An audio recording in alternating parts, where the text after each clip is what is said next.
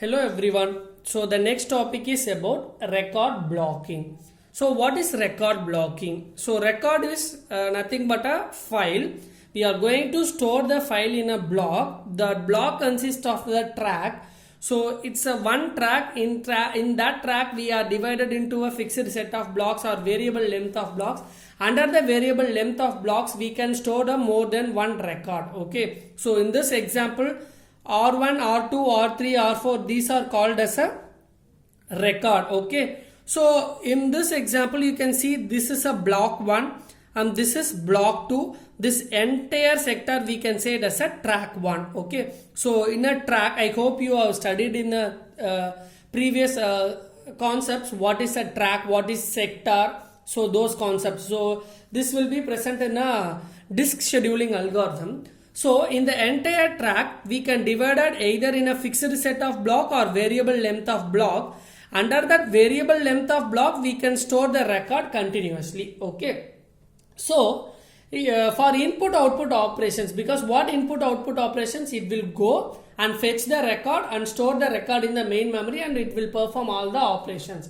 Okay. Because normally data are stored in the secondary storage, because if the data are stored in the secondary storage, those are called as non-volatile. It cannot be erased. Okay, that's why we are storing the data in the secondary storage. So what are the issues occur in the record blocking? Okay, the first concept is whether we are going to divide the track in a fixed length of block or variable length of block.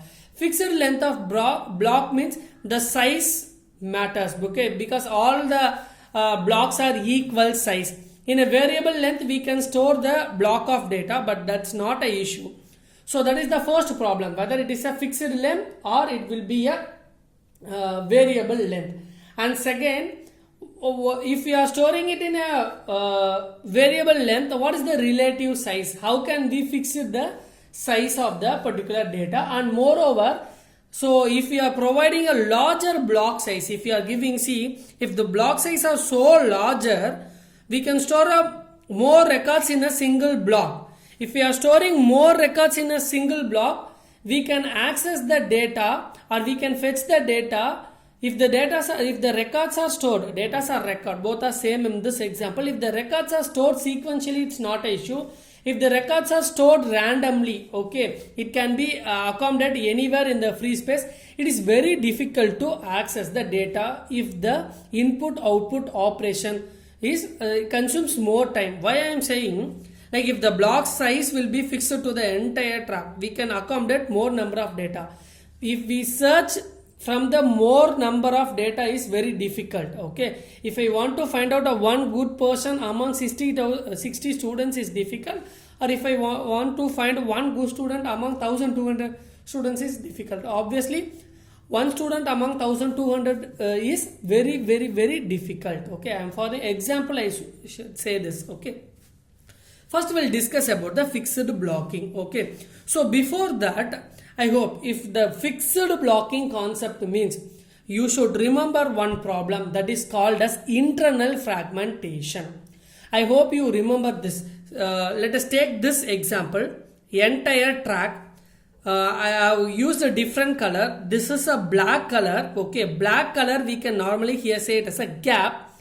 Gap is used for hardware support. Okay, so these gaps are used for a hardware support. From this location we can store the data. For first block, so this is the size allocated. In the first block we can store 2 records. Suppose let us assume that this block consists of let us assume that 300 MB. This block is fixed length 300 MB. This will be 300 MB. Out of 300 MB, the record R1 occupies 150. Okay, the record R2 occupies 120. So remaining rest 30 is free. We cannot accommodate the data here because only 30 MB is free. If the record size, this is a fixed blocking. Okay, so we can block the record. Okay, so for example, if the 300 is properly accommodated, no issue. If the 300 is not properly accommodated, definitely there will be a problem arise. That is called as internal fragmentation. I hope you remember what is internal fragmentation. Suppose if the block is 300, we can accommodate 2 data, but 2 data the overall size is not equal to 300. Some amount of memory gets wasted, that is called as internal fragmentation. So that is what this is green color. See here in green color, waste due to the fixed block size. Because the block size is fixed, it is not a variable size. So this gap is wasted. So that is called as waste due to fixed block size. That is called as internal fragmentation. In previous lecture we have discussed detailedly what is internal fragmentation. If the block size is fixed 300, we are storing the 270 size record in that data. The rest 30 MB could be wasted. So that is called as internal fragmentation. So in this example, in this track 1, block 1, block 2. So block 1 also some amount of data gets wasted internally. Here also some amount of data gets wasted internally. Okay. And moreover, sir, what is this? The dotted one. The dotted one is, it's a waste due to the record fit to the particular block. Okay. Sorry, particular track. So this is the entire track. I am giving some portion of memory to the hardware support in because the block is hierarchically arranged. So for every block, some amount of gaps should be allocated for the hardware support. This is the first block, some amount of memory. This is the second block, some amount of memory. In that entire track, it's a fixed length of block. Suppose the track is, let us take 800 MB. Okay. Out of 800 MB, 300 for block 1 and 300 for block 2. Rest 200 MB is free. 50 MB for both the gaps. Here 50 MB, here 50 MB. 700 MB gets occupied.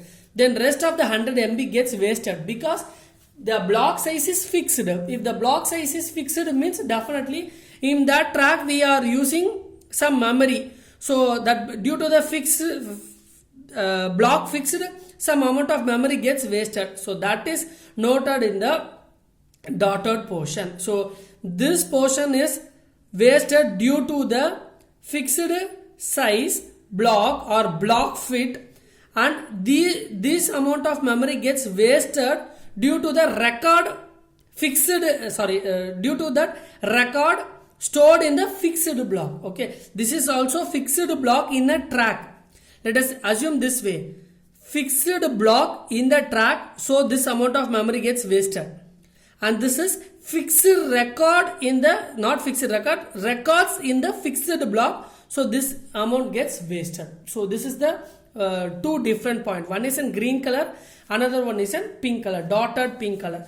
So this is the another track 2. Here also record 5 and record 6, record 7 and record 8. So if the record size is low than the block, so most of the memory gets wasted.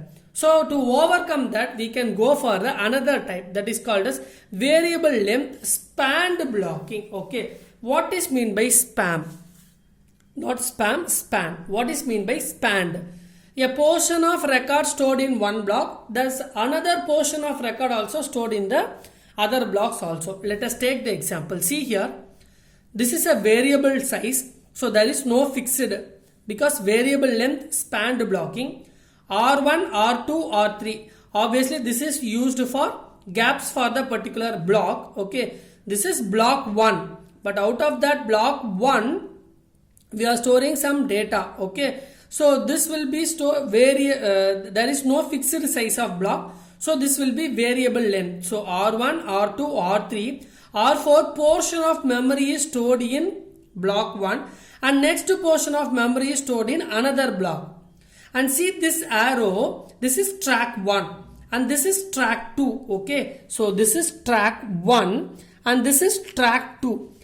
Here some block is stored in so R6 is the record stored in track 1 block 2, and the same R6 stored in track 2 block 3. Okay, so the span means a portion of memory or portion of record stored in one block as well as in the another block. Okay, so some records must span in 2 blocks, but it is a very difficult, because if I want to access R4, it will be very difficult, because I want to refer the block B1 as well as I want to refer the block B2. So I have to access both the block for a single record. And at the same time for R6, I want to access both the block and both the track. So it's a very difficult process. This is called as spanned blocking. Here also some gaps are provided to the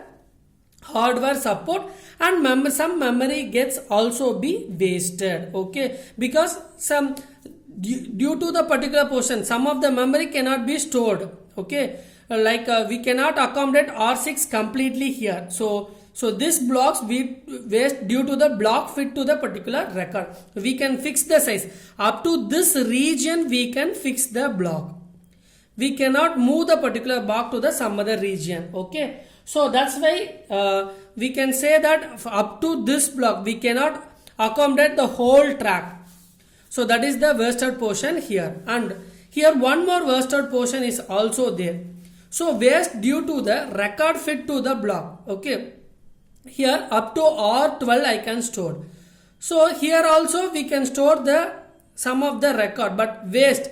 Why it is saying that waste due to record fit to the block? So some record this size is not accommodated to fit the particular data, okay. Some size is not accommodated to end portion of the particular data, or else we can store, or else if some amount of memory is not needed, okay, some amount of memory is not needed, so I can give some writes. So you can use a span blocking or not. If a span blocking, I can store it here. But if it is not a span blocking, but of course it is the example of span blocking, but some amount of memory gets wasted due to the record fit. So in that particular portion we can fit the record. But variable length unspanned blocking. Unspanned blocking means we should not store the record in more than one block. See in this example, R4 is stored in block 1 as well as block 2. But here R4 is completely moved to another block. There is no span, because span means time consuming. I want to access one record if it is located in both the block. So it is very difficult to access the data. So that's why R4, R5. There is no spam over here, then R6 is shifted. So these are the records guessed. These are the waste due to the record fit to the particular block, okay. That is also be get wasted. Sir, here how the record gets wasted, sir? Here it's a variable length as well as span blocking is also there. Then how this portion gets wasted? It is not a huge amount of record, okay. Suppose some restrictions will be given, like we can say that some 50% of records you can access or stored over here. We cannot store the very few memory of the record over here. So that time it could be wasted, okay. So you should understand the concepts. So when it will be get wasted and what are the data and how the data are stored properly. So everything definitely there will be some waste will be there. You have to make use of that waste in a very proper way. So in the variable length unspamming blocks also resulted in some waste space. But in a spanned blocking will not get much waste. Actually, according to this concept, variable length spanned blocking, we cannot get much waste. But the problem is we need a successor to move on to the further block, because R4 is stored in a more than one block. That is the problem in spanned blocking. But unspanned blocking, the memory gets the memory gets wasted, okay. So these are called as the record blocking. I know it's a very vague topic, but understand the concept. Here only three things: fixed blocking, variable length. Variable length means what is spanned and what is unspanned. So maybe like some MCQs. So competitive exams mostly they won't ask a problem in this portion. They will ask what is that spanned, unspanned, how the R3 and R4 get accessed. So likewise they will ask, okay. So I hope you will like this video. If you like this video, please and if you have any doubt, please leave a comment. And then you can subscribe my video and click the bell button. Thank you all.